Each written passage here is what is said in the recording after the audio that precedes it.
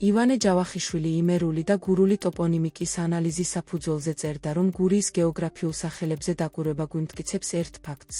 იმ ადგილას, სადაც ახლა გურულები ცხოვრობენ, წინათ მეგრულად მოსაუბრე ტომი უნდა ყოფილიყო სახლებული.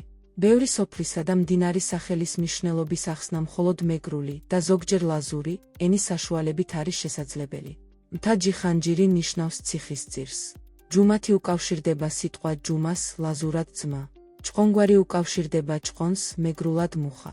მდინარე ოჩხამური ნიშნავს სათევზაოს. ოჭილაური ნიშნავს საჭილაოს.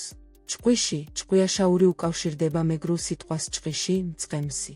ჯანიეთი უკავშირდება ჯანებს, ლაზებს. მდინარე გუბაზოული უკავშირდება კოლხეთის მეფე გუბას. მდინარე კინტრიში უკავშირდება კინტირს, კიტრი, ანუ კიტრის ადგილი.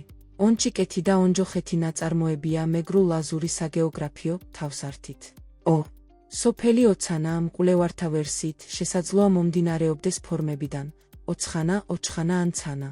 ივანე ჯავახიშვილის აზრით, ყოველივე ეს ადასტურებს, რომ გურიის ძირითადი და თავდაპირველი მოსახლეობა მეგრული ენოვანი უნდა ყოფილიყო. ქართველი ერის ისტორია, წიგნი მეორე, 1913 წელი, გვერდი 56.